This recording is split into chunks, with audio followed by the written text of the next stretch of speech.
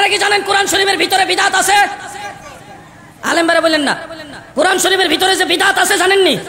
কোরআনটাই নাকি বেদাত, কোরআনের মধ্যেই নাকি অসংখ্য বেদাত দিয়ে ভরা, কোরআনের ভিতরে বেদাত দিয়ে ভরা, এরকম একটি বক্তব্য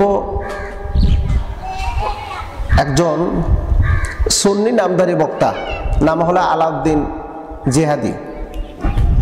আলাউদ্দিন জিহাদি সে একটি বক্তব্য দিয়েছে যে কোরআনটা বেদাত, কোরআনটা বেদাত। সে উপস্থাপন করছে কোরআন বেদাত।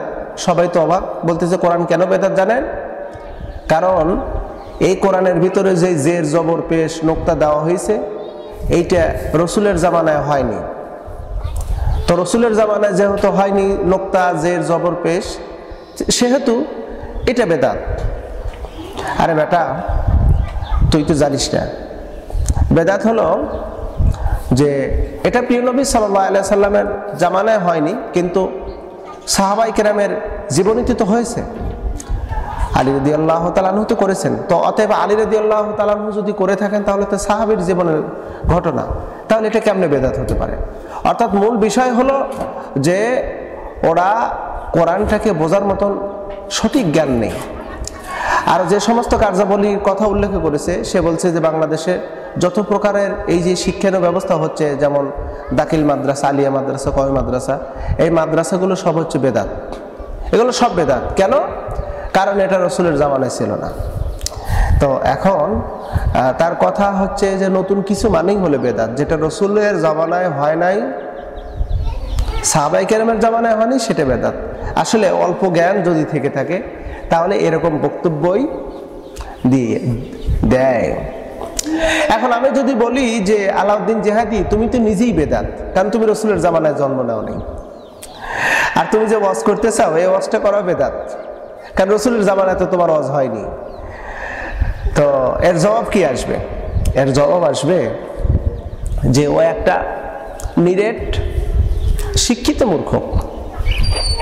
মানে শিক্ষিত মূর্খ হলো কি, ধরেন লেখাপড়া জানে কিন্তু জ্ঞানের মর্ম তার জানা নাই, জ্ঞান অর্জন করেছে কিন্তু জ্ঞানের মর্ম তার জানা নাই, সেক্ষেত্রে হলো মূর্খ। তা আলাউদ্দিন জিহাদি যে মূর্খ এতে কোনো সন্দেহ নাই। কেননা কারণ বাংলাদেশের ইতিপূর্বে আমরা যা দেখেছি, সে বিভিন্ন সময় বিভিন্নভাবে কোরআন এবং হাদিসের ব্যাখ্যা, কোরআন হাদিসের আলোচনা উল্টো পাল্টা করে, যা পাগলের প্রলাপ ছাড়া এমনটি হতে পারে না, পাগল ছাড়া হতেই পারে না এমনটি। তো অতএব আমরা তাকে কি বলবো? তারপরেও এই দেশের ভিতরে ইসলামের ভিতরে ফারাক সৃষ্টি করার জন্য, মতপার্থক্য সৃষ্টি করার জন্য আলাউদ্দিন মাঝে মধ্যেই অনেক কথাবার্তাগুলো বলে। আসলে আমরা জানি এই সুন্নি নামধারী বক্তাগুলো, এরা হলো জাতির জন্য সবচাইতে বড় বেদনাদায়ক, বিষধর সাপের চাইতেও মারাত্মক। এরা চায় এই দেশটাকে ভারতের হাতে তুলে দিতে। আমরা দেখেছি আলাউদ্দিন জিহাদি, গিয়াসউদ্দিন তাহিরি, আরো যে সমস্ত বক্তাগুলো আছে মানে সুন্নি নামধারী, এরা চায় এই দেশটাকে অন্যের হাতে তুলে দেওয়া, কিন্তু আমরা তা হতে দেব না। তারা ইসলামের উপর কুঠার আঘাত করে, এটাও আমরা আর সহ্য করব না। আমরা খুব দ্রুত এর বিরুদ্ধে আমরা অ্যাকশনে যাব।